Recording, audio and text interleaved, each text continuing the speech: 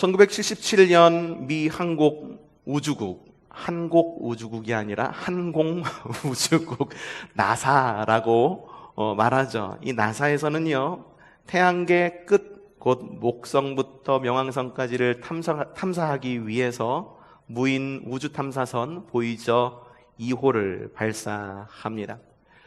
보이저 2호는 1977년에 발사가 되었죠. 길고 긴 여행을 계속해 나갔습니다.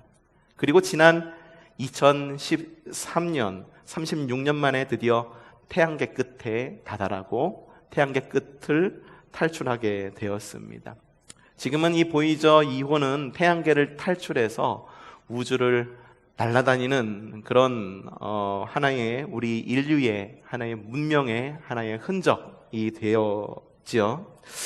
이 보이저 2호가 태양계를 탈출했다라고 하는 것, 태양계 끝에까지 가는데 36년이라는 시간이 걸렸다라고 하는 것, 잘 와닿지 않으시죠?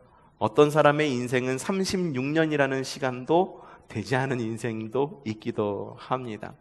여러분들이 느끼기에 이 36년이라고 하는 시간은 어떤 시간이십니까? 세월은 정말 쏜살을 같이 날아간다라고 이야기하는데 이 보이저 2호의 속도는 쏜살보다도 훨씬 빠른 속도로 날아갔습니다. 총알의 빠르기에 대략 10배의 빠르기. 대략 66만 4천 킬로미터, 시속 66만 4천 킬로미터. 1시간에 66만 4천 킬로미터를 가는 이 속도를 가지고 열심히 달려서 태양계 끝까지 도달하는 시간이 36년이라고 하는 시간이 걸린 것입니다. 36년이라는 시간이 걸렸습니다. 엄청나게 오랜 시간이죠. 36년이라고 하는 시간을 들여서야 이제서야 인류는 태양계 끝의 일부밖에 알지를 못하게 된 것입니다. 우주의 크기가 과연 얼마일까요? 우주의 크기는 가늠할 수가 없습니다. 현재에 있는 가장 위대한 과학적 업적, 첨단의 기술력이라고 해도 우주의 크기를 측정하기란 불가능합니다. 정말로 우주는 큽니다. 사람은 그것에 비하면 아주 작은 미생물보다도 우주의 어떤 크기를 보아서는 미생물이나 지금 우리가 가장 혐오하고 있는 코로나 바이러스나 사람이나 큰 우주에 비한다면 하나의 티끌 정도로밖에 보이지 않을 정도로 우주는 정말로 그렇게 큽니다. 근데 놀라운 것이 있습니다. 바로 우리 주님이 바로 그 엄청나게 큰 우주의 창조주이시다라고 하는 것입니다. 하나님이 그 우주를 창조하셨어요. 사람이 알지 못하는 그 우주를 크신 하나님께서 창조하셨다라고 하는 거죠. 히브리서 11장은 믿음장이라고 불립니다. 고린도전서 13장은 무슨 장이죠? 네, 사랑장이라고 불리죠.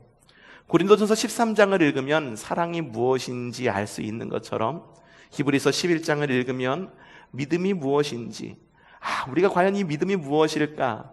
믿음은 우리에게 있어서 큰 신비일지는 모르지만 믿음이 무엇인지에 대한 자그마한 실마리를 찾을 수 있게 됩니다. 바로 그 믿음장에서 믿음을 무엇이라 이야기하는지 함께 읽어봅시다. 히브리서 11장 1절 말씀이 있죠. 믿음은 바라는 것들의 확신이요 보이지 않는 것들의 증거입니다. 히브리서 11장에서 믿음에 대해서 이야기하는데 믿음에 대해서 이 믿음이 확실하게 무엇인지를 잘 모르겠어.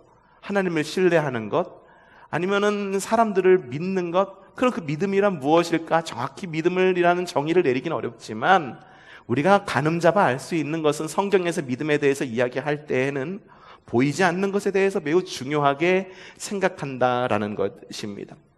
믿음에 대해서 보이지 않는 것을 따라가는 것이 바로 믿음이다라고 히브리서 11장에서 이야기한 다음에는 기라성 같은 믿음의 선배들의 명단이 등장합니다.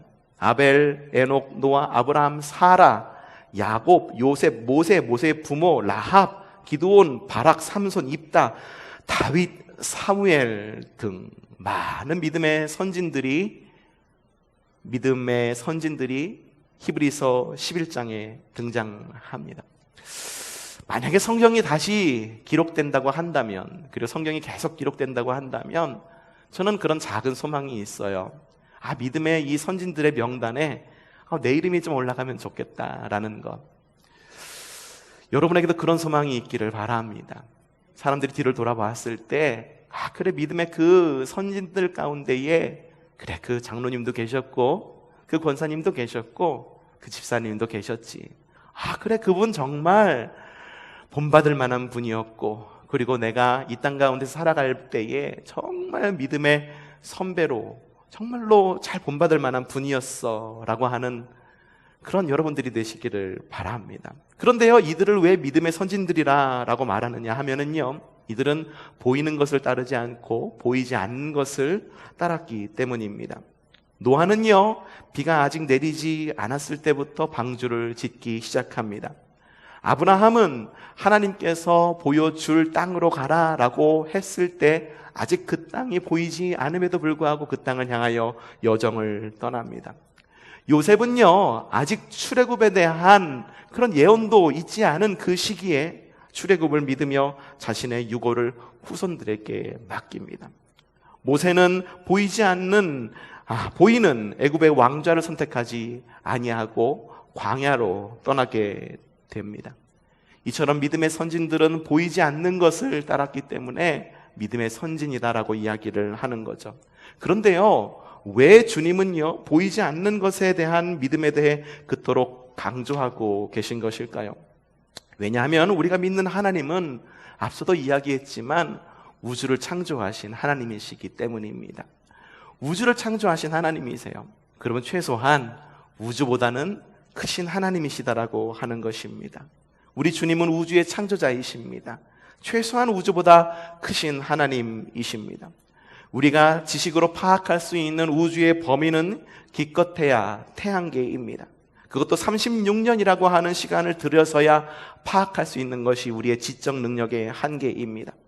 전 우주에 비한다면 이 태양계는 작은 하나의 점보다도 작은 부분인데, 이 작은 태양계 하나를 아는 데 있어서도 36년이라고 하는 시간을 들일 수밖에 없는 것이 우리의 지식의 한계다라는 것입니다.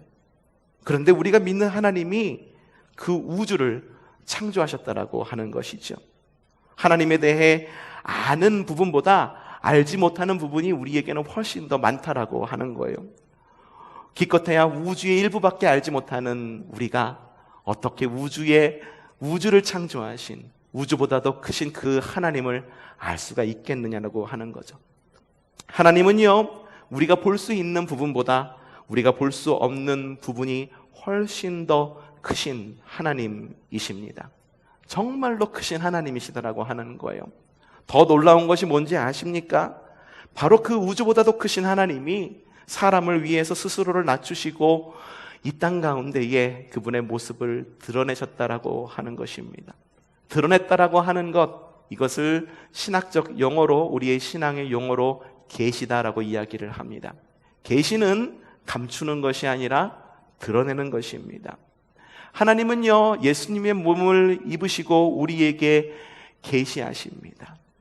예수님은 하나님의 계시이십니다. 우리는 날마다 계시하는 주님을 만나며 느끼며 살아갑니다. 계절의 변화를 통해서 하나님의 살아계심을 느낍니다. 따스한 햇볕을 통해서 하나님을 느낍니다. 불어오는 바람을 통해서 하나님을 느끼고, 내리는 눈과 비를 통해서 하나님의 살아계심을 느낍니다. 또한 우리는 성경을 통해서 하나님이 살아계심을 알 수가 있습니다. 예수님을 통해서 하나님이 살아계심을 알 수 있습니다. 이걸 신약적인 용어로 자연을 통해서 주님께서 드러내시는 것을 일반 계시다라고 이야기를 하고요, 예수님을 통해서 하나님께서 드러내시는 아주 특별한 믿는 자들의 구원의 이 계시를 특별 계시다라고 이야기를 합니다. 믿음이란 뭐냐 하면 날마다 우리에게 계시해 주시는 주님을 바라보는 거예요. 그리고 믿음이란 뭐냐 하면 바로 그 주님, 우리에게 날마다 계시해 주시는 그 주님을 바라보는 창문과도 같습니다. 창문을 통해 계시하시는 주님을 바라보는 것, 그것이 바로 우리의 믿음이다라고 하는 것입니다. 창문의 크기와는 상관이 없습니다. 창문이 작던, 우리의 믿음이 창문이 작던, 우리의 믿음의 창문이 크던, 그것을 통해서 주님을 바라보는 것이 바로 믿음이다라고 하는 거예요. 우리 가정은요, 결혼 이후에 저 멀리 캐나다로 이렇게 여행을 떠난 적이 있습니다. 대략 한 2년 정도의 여행 기간이었었어요. 사실은 그곳에서 정착하고 싶어서 그곳을 떠났지만 정착하는 것도 쉽지 않더라고요. 그래서 중간에 다시 돌아와야만 했습니다만, 그곳에 가서 처음에 살 때 참 집을 구하기가 어려웠어요. 월세가 그 당시에 조그만 방 하나가 캐나다 달러로 한 800불, 700불 막 이랬으니까요. 800불, 700불, 우리나라 돈으로 1대1 정도로, 10대1 정도로 보면 돼요. 800불 하면은 대략 한 80만 원, 700불 하면 70만 원. 방 하나가 가격 월세가 그랬다라고 하는 거죠. 그러다 보니까는 우리 가정이, 우리 부부가 얻을 수 있는 방은 큰 방을 얻을 수가 없었어요. 물론 주님의 은혜로 집, 타운하우스, 지금 말하는 그 단독주택, 전원주택 같은 곳을 한 번은 들어가서 살 기회가 있긴 있었습니다만, 많은 그런 이사하고 그리고 그런 과정 가운데에 더 싼 곳으로 이사하다 보니까, 이사하면 이사할수록 창문이 작은 곳으로 이사할 수밖에 없었어요. 처음에는 바깥을 내다볼 수 있는 큰 통창이 있는 곳으로 이사하기를 원했지만, 점점 가다 보니까는 재정적으로 부담이 되고, 그러다 보니까는 창문이 점점 작은 곳, 그리고 나중에는 반지하, 그래서 창문이 바로 앞에 있는 것이 아니라 창문이 저 위에 달려 있는 그런 집. 사실 캐나다에서는 반지하에다가 집을 만드는 게 불법이긴 하거든요. 근데 한인들이 종종 몰래 그렇게 지하에다가 집을 만들어서 방을 만들어서 렌트하기도 합니다. 그런 곳으로 가기까지 했어요. 창은 점점 작아졌습니다. 그리고 그 작은 창으로 우리가 뭘 할 수 있을지 정말 궁금하기도 했었어요. 통풍 잘 됐을까요? 통풍이 잘 되지 않았고요. 햇빛은 잘 들었을까요? 햇빛도 역시 잘 들지 않았습니다. 그럼에도 불구하고 제 아내는요, 늘 뭘 했냐면 그 창문을 활짝활짝 열어놓는 거예요. 겨울에도 열어놓고 여름에도 열어놓고. 왜 열었을까요? 그 작은 창 조금만 열어놓는다 그러고 그래가지고 뭔가 크게 달라질까요?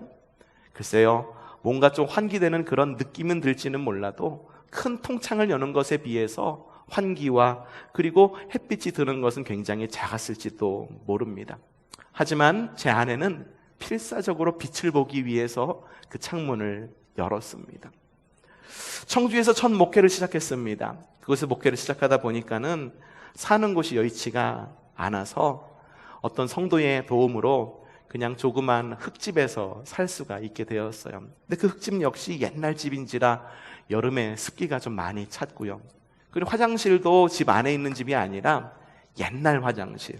처음에 갔을 때는 그냥 구멍만 뚫려 있는 화장실이었었는데, 들어가면서 수세식 화장실로 바꾸고 그리고 칠도 새로 했어요. 근데 겨울이 문제였어요. 겨울에 화장실에 한번 가려면 바깥으로 나가야 되잖아요. 부엌문을 통해 하고 바깥으로 나가야 되는데, 부엌문을 통해서 바깥으로 나가는 그 시간이 너무너무 추운 거예요. 그리고 화장실이 곧 욕실이기 때문에 욕실에서 샤워를 하고 그 젖은 머리 그리고 젖은 몸을 갖고 바깥으로 나오는 게 그렇게 추울지는 정말 몰랐다라고 하는 거죠. 그래서 비닐로 이렇게 쳐서 통로를 만들어 가지고선 그곳 가운데 왔다 갔다 하기도 했습니다만, 그 흙집 역시 창문이 그리 크지는 않았습니다. 그럼에도 불구하고 제 아내는 또 뭘 했을까요? 창문을 열어서 이불을 털고 일광욕을 하고 환기를 시키더라라는 말이죠. 믿음은요, 바로 그런 것입니다. 창문의 크기와는 상관이 없어요. 큰 창이든 작은 창이든 그 창을 열어서 주님을 바라볼 수 있는 발버둥, 주님을 바라보기 위한 발버둥, 그것이 바로 믿음이라고 하는 것입니다. 믿음은요, 크고 작고의 문제가 아닙니다. 믿음은 무엇을 보느냐의 문제입니다. 아무리 작은 믿음이라 할지라도 그 믿음으로 주님을 바라본다라고 한다면 그것이 바로 큰 믿음입니다. 아무리 큰 믿음이라 해도 그 믿음으로 주님을 보지 못한다고 한다면 그것은 곧 없는 믿음입니다. 성경은요, 믿음에 대해서 크고 작음으로 이야기하지 않습니다. 믿음이 있느냐 없느냐로 이야기를 합니다.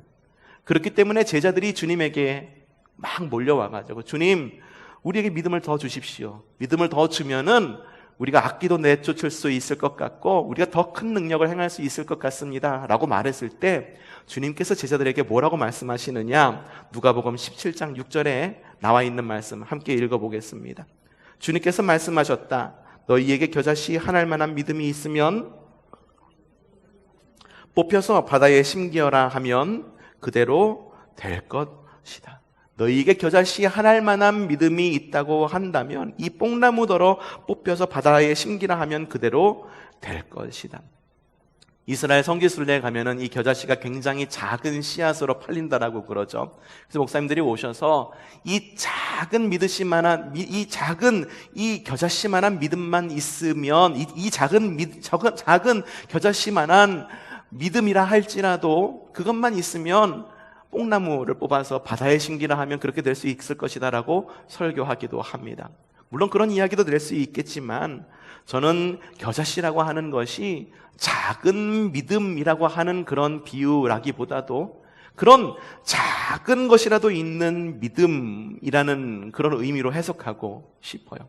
그러니까 고만한 믿음이라도 있으면, 아예 없는 것보다 고만한 믿음이라도 있기라도 한다면 이 겨자씨만한 믿음, 그 작은 믿음이라 할지라도 그것으로 말미암아 능력은 발휘된다라고 하는 것으로 저는 해석한다라고 하는 것입니다. 이런 믿음의 능력은요, 믿음 자체에 있는 것이 아닙니다. 우리가 잘 믿어서 능력을 발휘하는 것이 아니다라고 하는 거예요. 믿음의 능력은 믿음 자체에 있는 것이 아니라 믿음의 대상에 있는 것입니다. 과연 우리가 믿음으로 무엇을 보느냐에 따라서 그 믿음은 능력 있는 믿음이 될 수가 있는 것이고, 무엇을 보느냐에 따라서 그 믿음은 헛된 믿음이 될 수도 있다라고 하는 것입니다. 우리의 믿음의 대상은 누구이십니까? 우주보다 크신 하나님, 우리의 지각보다 크신 하나님. 그것을 믿는 여러분들 되시기를 바랍니다. 그분을 믿는 믿음이 되시기를 바라고, 그분을 바라보는 그 믿음으로 이 땅 가운데서 승리하는 믿음의 삶을 살아가는 저와 여러분이 되시기를 바랍니다. 그럼 그 능력은 얼마나 큰 능력일까요? 고린도전서 1장 23절부터 24절에 이런 말씀이 있습니다. 한번 읽어보겠습니다. 고린도전서 1장 23절부터 24절 말씀입니다. 네, 우리는 십자가에 달리신 그리스도를 전합니다. 그리스도가 십자가에 달리셨다는 것은 유대 사람에게는 거리낌이고 이방 사람에게는 어리석은 일입니다. 그러나 부르심을 받은 사람에게는, 유다 사람에게나 그리스 사람에게나 이 그리스도는 하나님의 능력이요 하나님의 지혜입니다. 그러면서 1장 25절에 뭐라고 나와 있느냐? 하나님의 어리석음이 사람의 지혜보다 지혜롭고 하나님의 약함이 사람의 강함보다 더 강합니다. 우리가 주님을 바라볼 때, 주님을 바라보는 믿음을 가질 때에 주님께서는 그 믿음을 통하여 역사하시는데, 이 주님께서 역사하심은 하나님의 어리석음은 사람의 지혜보다 더 지혜롭다라고 말하죠. 하나님께서는 과연 어리석음이 있을까? 글쎄요, 저는 하나님을 생각할 때 하나님이 과연 어리석다라고 할 만한 부분이 있으신가라는 그런 의심을 갖게 됩니다.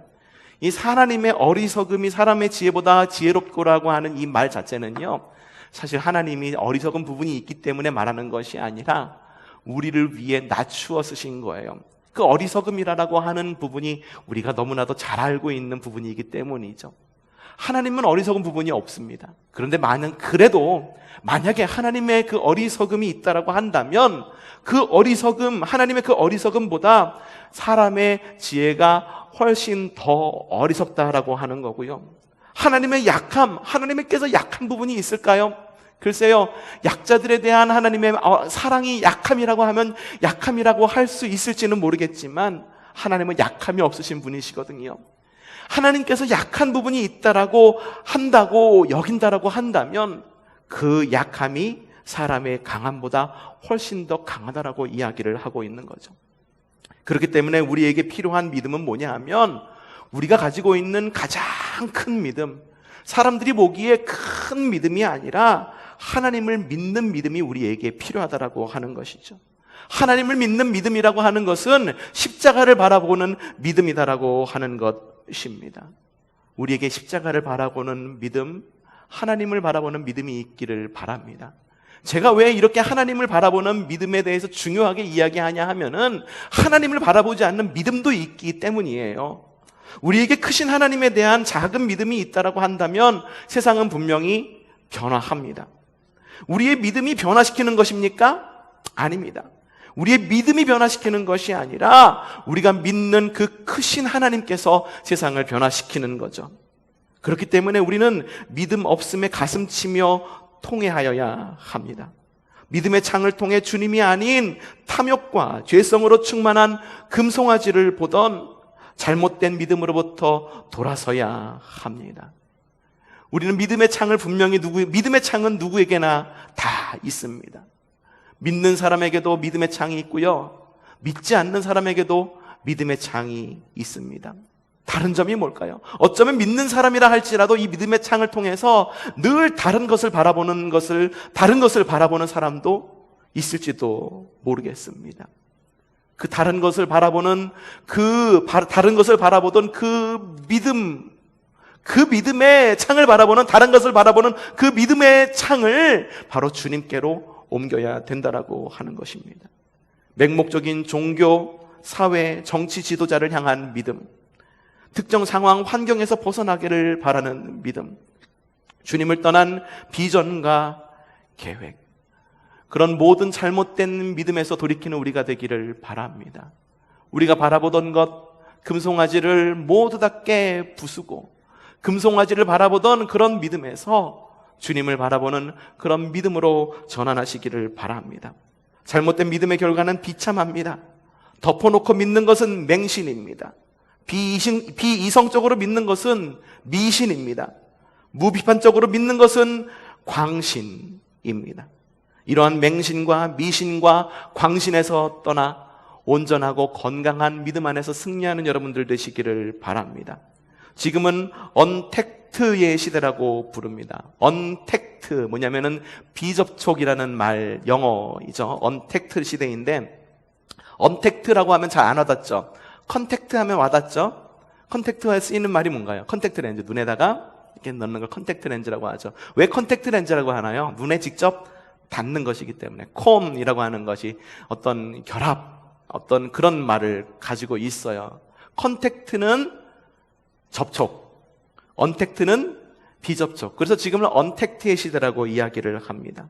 그래서 예배 역시 비대면으로 예배하고 있습니다. 지금 이 시대에 우리에게 필요한 믿음은요, 사람과는 비대면이지만 주님과는 대면하는 믿음입니다. 야곱은 주님과 씨름한 후에 가까스로 살아남습니다. 다리를 쩔뚝쩔뚝이면서 가까스로 간신히 살아남죠. 주님과의 대면 후 살아남은 야곱은 그 땅의 이름을 브니엘이라고 말하는데, 이 브니엘이라고 하는 말의 뜻이 바로 하나님의 얼굴이라고 하는 뜻입니다. 야곱은요, 주님과 씨름한 이후에 얻은 중요한 그런 교훈이 있었던 거예요. 비록 어려운 싸움이었고 비록 몸에 장애는 입었지만 하나님과 대면하는 믿음에 대해서 다시 한번 돌아보았다라고 하는 거죠. 야곱이 본 주님의 얼굴을 대면하는 믿음, 그것이 바로 지금 우리에게 필요합니다. 사람의 얼굴은 대면할 수는 없습니다. 비대면입니다. 하지만 이 시간 온라인으로 드리는 모든 성도 여러분, 그리고 이 자리에서 예배 임사를 맡아서 이 자리에 나와서 예배하는 모든 성도들, 그 모든 성도들이 주님을 대면하는 믿음의 경지에 이르는 여러분들 되시기를 바랍니다. 여러분의 믿음의 창을 통하여 주님을 대면하시기를 바랍니다. 비대면의 시대에 정확하게 주님을 바라보는 건강하고 성숙한 믿음으로 돌아가는 우리가 되기를 바랍니다. 우리의 믿음은 크신 하나님에 비하면 터무니없이 작습니다. 그래서 우리는 언제나 주님의 일부밖에 보지 못합니다. 주님의 일부만으로 주님의 전부를 아는 듯 여기는 교만함이 우리에게 또한 있음을 보게 됩니다. 우리는 우리의 믿음의 창이 작기 때문에 언제나 우리의 믿음의 창이 아무리 크다 할지라도 주님을 전부 볼 수는 없는 거죠. 그렇기 때문에 믿음의 이 히브리서에서는 보이지 않는 부분이 훨씬 더 중요하다라고 이야기하는 거고요. 우리는 언제나 주님, 우리의 믿음이 아무리 크다라고 그래서 주님의 전부를 볼 수 없고, 언제나 주님의 일부만 보지만 일부만 본다라고 그래서 주님 보기를 포기하시겠습니까? 아닙니다. 날마다 계시해 주시는 주님의 부분이라도 보고, 부분이라도 믿고, 부분이라도 따라가는 여러분들 되시기를 바랍니다. 주님께서 보여주시는 만큼 징검다리 건너듯 성숙해가는 여러분들 되시기를 바랍니다. 제자도란 별것이 아니에요. 주님 주시는 그 십자가를 지고 내가 따라가겠습니다. 주님은요, 우리의 믿음의 상태를 그 누구보다도 주님께서 더 잘 아세요. 그러니 우리가 할 수 있는 것은 뭔지 아십니까? 내게 있는, 내게 주어진 그 십자가, 주님께서 우리에게 보여주시는 것만큼 따라가는 바로 그러한 믿음, 바로 주님께서 원하시는 것이 바로 그런 제자도라고 하는 것입니다. 여러분, 큰 믿음을 구하지 마십시오. 창조주 하나님을 믿음을 구하는 여러분들 되시기를 바랍니다.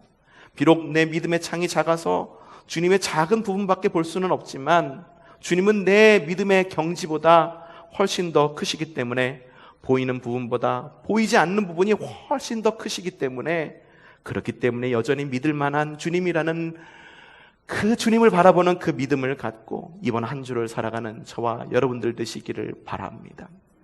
돌이켜보면은요, 우리가 주님의 뜻을 늘 알기를 원하지만 언제나 주님은 우리에게 주님의 일부를 보여주는 것, 그것으로 좀 마음이 좀 답답했죠. 하지만 우리가 자각하고 우리가 아는 부분보다 주님은 훨씬 더 크기 때문에 여전히 주님은 믿을 만한 하나님이신 것이에요. 오늘 만나는 주님, 내일 만나는 주님, 와, 우리 주님에게 이러한 모습이 있으셨네. 와, 우리 주님에게 이러한 다른 면이 있으셨네. 날마다 주님의 보이지 않는 새로운 면을 발견하고 그 새로운 면을 바라보며 주님만을 바라보는 온전한 믿음으로 이 땅 가운데서 승리하는 저와 여러분이 되기를 주님의 이름으로 축복합니다.